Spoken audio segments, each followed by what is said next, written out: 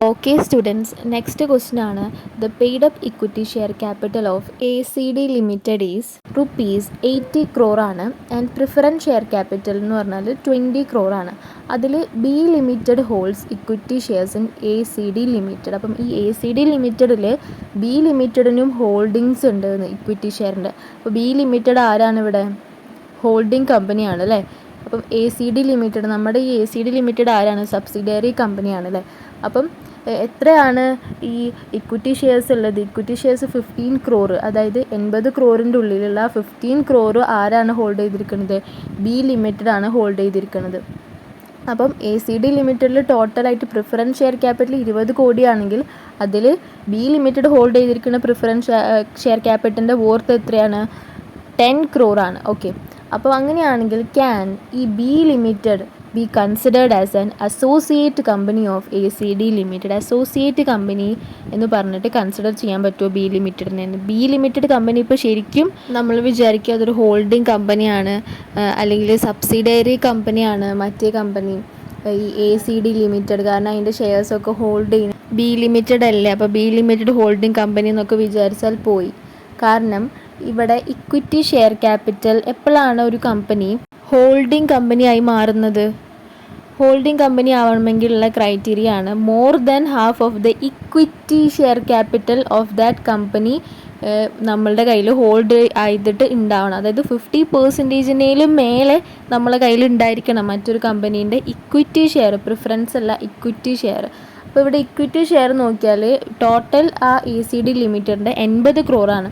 പക്ഷേ നമ്മൾ ഹോൾഡ് ചെയ്യുന്നത് 15 crore ആണ്. അപ്പോൾ ശരിക്കും 40 crore മേലെ ഉണ്ടെങ്കിലാണ് നമ്മൾ അവിടുത്തെ ഹോൾഡിംഗ് കമ്പനി ആയിട്ട് മാറുള്ളൂ, ഹോൾഡ് ചെയ്യുന്നവർ ആവുള്ളൂ. അപ്പോൾ ഇത് ഹോൾഡിംഗ് കമ്പനി അല്ല. ഓക്കെ, അപ്പോൾ ഹോൾഡിംഗ് കമ്പനി അല്ലാത്ത കമ്പനികളാണ് എപ്പോഴും അസോസിയേറ്റ് കമ്പനി എന്ന് വിളിക്കുന്നത് അല്ലേ. അപ്പോൾ വൺസ് അഗെയിൻ ഹോൾഡിംഗ് കമ്പനി അല്ലാത്തൊരു കമ്പനി ആയിരിക്കും എപ്പോഴും അസോസിയേറ്റ് കമ്പനി എന്ന് വിളിക്കുന്നത്. പക്ഷേ അസോസിയേറ്റ് കമ്പനി ആവണമെങ്കിൽ വേറൊരു ക്രൈറ്റീരിയയും കൂടി ഉണ്ട്, അത് പറയാട്ടോ. അതേ പിടിച്ചോ. ആസ് പെർ സെക്ഷൻ 2(6) ആണ്, സെക്ഷൻ 2 ആണ് ഡെഫിനിഷൻ സെക്ഷൻ. അപ്പം 2(6) ഓഫ് ദ കമ്പനീസ് ആക്ട് 2013 പ്രകാരം and associate company in relation to another company പറയുകയാണെങ്കിൽ means a company in which that other company has a significant influence but which is not a subsidiary company of the company having such influence and includes a joint venture company.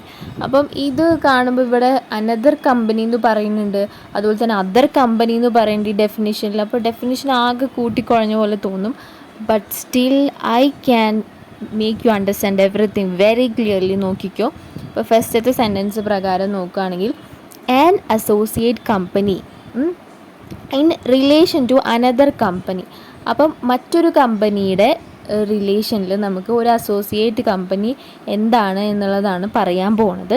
Means a company, ഇപ്പോൾ ശ്രദ്ധിച്ചു കേട്ടോ, means a company in which that other company. ഇവിടെ other company എന്ന് ഉദ്ദേശിക്കുന്നത് investing കമ്പനിയാണ്. Okay, അതായത് ഈ B limited ആണ്. ഇപ്പോൾ B ലിമിറ്റഡ് ആണല്ലോ വന്നിട്ട് ACD ലിമിറ്റഡിൽ ഇൻവെസ്റ്റ് ചെയ്യുന്നത്. So means a company in which that other company has a significant influence ഉണ്ടായിരിക്കും. അപ്പോൾ അതായത് other company here B limited. അപ്പോൾ B ലിമിറ്റഡിനൊരു സിഗ്നിഫിക്കൻ്റ് ആയിട്ടുള്ളൊരു ഇൻഫ്ലുവൻസ്, ഈ സിഗ്നിഫിക്കൻ്റ് ഇൻഫ്ലുവൻസിനെ ഇവിടെ ഡിഫൈൻ ചെയ്യുന്നുണ്ട്. രണ്ടാമത്തെ പാര നോക്കിയാൽ മനസ്സിലാവും. The term significant influence means control of at least 20% of total voting power. അപ്പം ടോട്ടൽ വോട്ടിംഗ് പവറിൻ്റെ 20% എങ്കിലും എന്തായാലും അറ്റ്ലീസ്റ്റ് അത് ഉണ്ടായിരിക്കണം. ഓക്കെ, 20% ടോട്ടൽ വോട്ടിംഗ് പവർ ഉണ്ടായിരിക്കണം. വോട്ടിംഗ് പവർ എന്ന് പറഞ്ഞാൽ ഈ ഷെയർ, ഇക്വിറ്റി ഷെയർ ക്യാപിറ്റൽ ഉണ്ടല്ലോ, അത് ഹോൾഡ് ചെയ്യുന്നതാണ് ഉദ്ദേശിക്കുന്നത്. Control of or participation in the business decisions under an agreement. Business policies എടുക്കാനും ബിസിനസ് നയങ്ങൾ എടുക്കാനും അതുപോലെ തന്നെ ഡിസിഷൻസ് എടുക്കാനും ഡേ ടു ഡേ അല്ല, ഈ ചില പ്രധാനമായ ഡിസിഷൻസ് എടുക്കാനൊക്കെ ഉള്ളൊരു കൺട്രോള് നമ്മളുടെ ഈ ഒരു B ലിമിറ്റഡിന് കിട്ടുമ്പോഴാണ് അതൊരു അസോസിയേറ്റ് കമ്പനിയായി മാറൂ. But which is not a subsidiary company എന്നും കൂടെ പറയുന്നുണ്ട്. ഇവിടെ മേലേക്ക് വന്നാൽ ഇവിടെ നമ്മൾ വായിച്ചത് എവിടം വരെയാണ്? Means a company in which that other company has a significant influence ഉണ്ടായിരിക്കണം അല്ലേ? Other company means B limited has a B private limited has a significant influence ഉണ്ടായിരിക്കും. Okay, but which is not a subsidiary company of the company എന്ന് പറയുന്നുണ്ട്. അവിടെ ഒരു സൂത്രമുണ്ട്, അതായത് 20% share ആണല്ലേ ഉള്ളത് കയ്യിൽ. ഇവിടെ ഈ വോട്ടിംഗ് പവർ എന്നതുകൊണ്ടും വോട്ടിംഗ് പവർ അല്ലെങ്കിൽ അതിനെ ഈ share capital, equity share capital എന്നും പറയാം കേട്ടോ. അപ്പം ആ ഒരു ഇക്വിറ്റി ഷെയർ ക്യാപിറ്റൽ ഹോൾഡ് ചെയ്തിരിക്കുന്നത് 50%-നും മേലെയാണെങ്കിൽ അത് സബ്സിഡിയറി ആവില്ലേ. അതായത് 20% തൊട്ട് 50% വരെയുള്ള ഒരു കമ്പനി അസോസിയേറ്റ് കമ്പനിയും 50%-നും മേലെയാണെങ്കിൽ അതൊരു സബ്സിഡിയറി കമ്പനിയായി മാറും. സിമ്പിളായിട്ട് ഇങ്ങനെ മനസ്സിലാക്കിയാൽ മതി. 20-നും മേലെയാണെങ്കിൽ 50-നും താഴെയാണെങ്കിൽ അത് അസോസിയേറ്റ് കമ്പനി ആയിരിക്കും. നേരെ മറിച്ച് ഈ ഷെയർസ് അല്ലാതും ഇക്വിറ്റി ഷെയർസ് 50-നും മേലെയാണെങ്കിൽ അത് സബ്സിഡിയറി കമ്പനി ആയിരിക്കും. ഓക്കെ, അപ്പോൾ അതുകൊണ്ടാണ് ഇവിടെ but which is not a subsidiary company of the company എന്ന് പറഞ്ഞത്. ഓഫ് ദ കമ്പനി മീൻസ് ഇവിടെ സബ്സിഡിയറി കമ്പനി എന്ന് പറഞ്ഞത് ACD ലിമിറ്റഡ് ആണ്. ഓഫ് ദ കമ്പനി എന്ന് പറഞ്ഞാൽ B ആണ് കേട്ടോ. Okay, having such influence, company having such influence കണ്ടോ, ബീനെ തന്നെയാണ് കമ്പനി എന്ന് ഉദ്ദേശിച്ചത്, ദ കമ്പനി എന്ന് ഉദ്ദേശിച്ചത്, കാരണം ആ കമ്പനിക്കാണല്ലോ ഇൻഫ്ലുവൻസ് ഉള്ളത്.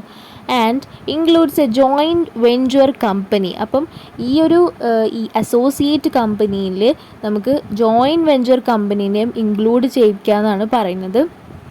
കാരണം ജോയിൻറ്റ് വെഞ്ചർ കമ്പനി എന്ന് വെച്ചാൽ ഒന്നുമില്ല, ഒന്ന് മാനുഫാക്ചറിങ്ങും ഒന്ന് ട്രേഡിങ്ങും ആണെങ്കിൽ ഇത് രണ്ടും കൂടെ കമ്പൈൻ ചെയ്തിട്ട്, ഇത് രണ്ടും കൂടെ ഒന്നിച്ച് ജോയിൻ ചെയ്തിട്ട് നമുക്ക് കമ്പനി നടത്താൻ പറ്റും. അങ്ങനത്തെ കമ്പനീസും ഈ ഒരു അസോസിയേറ്റ് കമ്പനിയിൽ പെടും എന്നാണ് പറഞ്ഞത്.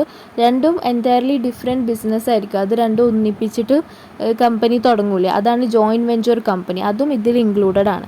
ഇനി ഒരു നല്ല മലയാളത്തിലുള്ള ഒരു ഡെഫിനിഷൻ കണ്ടാലോ. അപ്പം അസോസിയേറ്റ് കമ്പനി എന്ന് പറയുന്നത് ഒരു കമ്പനി മറ്റൊരു കമ്പനിയിൽ 20%-ൽ കൂടുതൽ വോട്ടിംഗ് പവർ അല്ലെങ്കിൽ ക്യാപിറ്റൽ കൈവശം വച്ച്. അപ്പം ഇവിടെ കുറേ കൺഫ്യൂഷൻസ് വരുന്നുണ്ട്, അത് ഇക്വിറ്റി ഷെയർ ക്യാപിറ്റലാണോ പ്രിഫറൻസ് ഷെയർ ക്യാപിറ്റലാണോ എന്നുള്ളൊരു കൺഫ്യൂഷൻ ഉണ്ട്. അങ്ങനത്തെ ക്വസ്റ്റ്യൻസ് ഒന്നും, കോംപ്ലിക്കേറ്റഡ് ക്വസ്റ്റ്യൻസ് ഒന്നും ചോദിക്കില്ല. അപ്പോൾ എന്തായാലും ക്വസ്റ്റ്യൻ ഡിസ്കസ് ചെയ്യുമ്പോൾ ഞാനത് കൂടുതലായിട്ട് പറഞ്ഞുതരാം. ഇപ്പം ഞാൻ അതിനെ ഇക്വിറ്റി ഷെയർ ക്യാപിറ്റൽ ആക്കിയിട്ടാണ് പറയുന്നത്. ചിലവരത് മൊത്തം ടോട്ടൽ ഇക്വിറ്റിയും പ്രിഫറൻസ് കൂടിയതാണെന്നും പറയുന്നുണ്ട്. എന്തായാലും നമുക്ക് നോക്കാം. എന്തായാലും നമ്മുടെ സബ്സിഡിയറി കമ്പനിയിൽ എപ്പോഴും ഇക്വിറ്റി ഷെയർ ക്യാപിറ്റലാണ് എടുക്കുക കേട്ടോ. അപ്പം ഈ അസോസിയേറ്റ് കമ്പനിയിൽ നമുക്ക് നോക്കാം.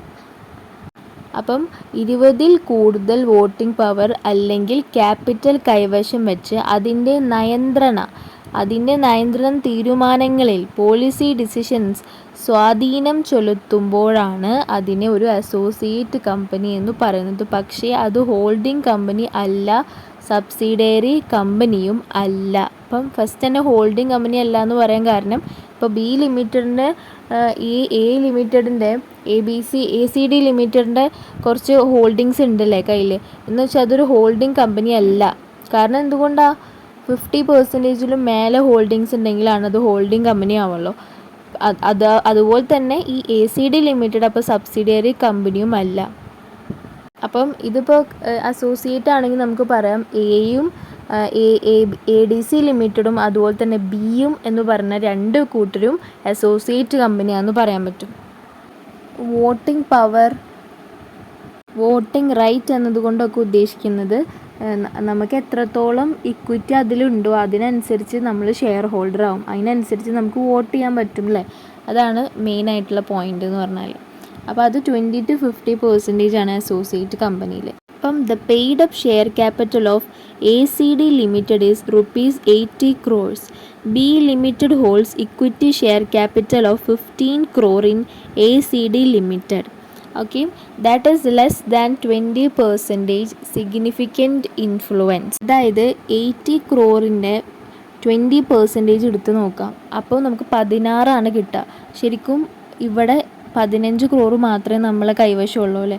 അപ്പോൾ വിച്ച് ഈസ് ലെസ് ദാൻ 20% ആണ്. അങ്ങനെ ലെസ് ദാൻ 20 ആവാൻ പാടുണ്ടോ? അറ്റ്ലീസ്റ്റ് നമുക്ക് 20 വേണം. 20-ന് മേലെ പോലും ഒരു കുഴപ്പമില്ല, അറ്റ്ലീസ്റ്റ് 20 വേണം അല്ലേ. അപ്പം ഇപ്പം 80% 20 എന്ന് പറഞ്ഞാൽ 16ആണ്, ഇവിടെ പക്ഷെ 15 ഉള്ളൂ. അപ്പോൾ ഇവിടെ കണ്ടോ ഇക്വിറ്റി ഷെയർ ക്യാപിറ്റലിലാണ് പറഞ്ഞിട്ടുള്ളത്. അവിടെ നമുക്ക് കണ്ടാൽ തന്നെ അറിയാം പ്രിഫറൻസും ഉണ്ട്, എന്നിട്ടും സജസ്റ്റഡ് ആൻസറിൽ കൊടുത്തിട്ടുള്ളത് ഇക്വിറ്റി ഷെയർ ക്യാപിറ്റലിനെ പറ്റിയാണ്. അപ്പം ഇക്വിറ്റി ഷെയർ ക്യാപിറ്റൽ മാത്രം നോക്കിയാൽ മതി. അപ്പോൾ ഇതിൽ നിന്ന് നമുക്ക് മനസ്സിലാക്കാം ഇവിടെ ഇക്വിറ്റി ഷെയർ ക്യാപിറ്റലിനെ പറ്റിയിട്ടാണ് വോട്ടിംഗ് പവറിനെ പറ്റി പറയുമ്പോൾ ഉദ്ദേശിക്കുന്നതെന്ന്, അല്ലാതെ പ്രിഫറൻസ് അല്ല. Okay, we can conclude that, and therefore ഈ B limited cannot be considered as an associate company ആയിട്ട് നമുക്ക് കൺസിഡർ ചെയ്യാൻ പറ്റില്ല എന്നാണ് പറയുന്നത്. അപ്പം ഒന്നും കൂടി വായിക്കാം. In the given case the paid up share capital of ACD limited is ₹80 crores and B limited holds equity share capital of 15 crore in ACD limited that is less than 20% significant influence. ഒരു significant ആയിട്ടുള്ള ഒരു influence നമുക്ക് ചെലുത്താനായിട്ട് പറ്റില്ല. എപ്പോൾ 20%-ലും താഴെയാണ് നമുക്കുള്ളൊരു കൺട്രോളിങ് പവറെങ്കിൽ, ഓക്കെ, വോട്ടിംഗ് പവറെങ്കിൽ, okay, therefore B Limited cannot be considered as an associate company. Once again, as per section 2(6) of the Companies Act 2013, an associate company in relation to another company means a company in which that other company has a significant influence but which is not a subsidiary company of the company having such influence and includes a joint venture company. The term significant influence means control of at least 20%. അതിന് മേലെ പോയാലും ഒരു കുഴപ്പമില്ല, പക്ഷേ 20% എന്തായാലും വേണം, ഇതിൽ താഴെ പോകാൻ പാടില്ല. സോ അതുകൊണ്ടാണ് ഒരു 1 crore കുറഞ്ഞപ്പോൾ നമ്മുടെ ഈ ഒരു കേസിൽ ഈ ACD ലിമിറ്റഡിൽ നമുക്കുള്ള ഷെയർ എന്ന് പറഞ്ഞാൽ 15 crore ആണ്. ശരിക്കും 16 crore ഉണ്ടായിരുന്നെങ്കിൽ നമ്മൾ എന്തായേനെ, ഒരു അസോസിയേറ്റ് കമ്പനി ആയിട്ട് ബി ലിമിറ്റഡിനെ പറയാമായിരുന്നു അല്ലേ. അപ്പം അങ്ങനെ അപ്പോൾ ഇവിടെ പറഞ്ഞത് എന്താണ്, at least 20% of the total voting power or control of or participation in the business decisions under an agreement. So thank you so much for listening to my classes, and if it finds useful for you, please do subscribe and like, and definitely share with your friends also.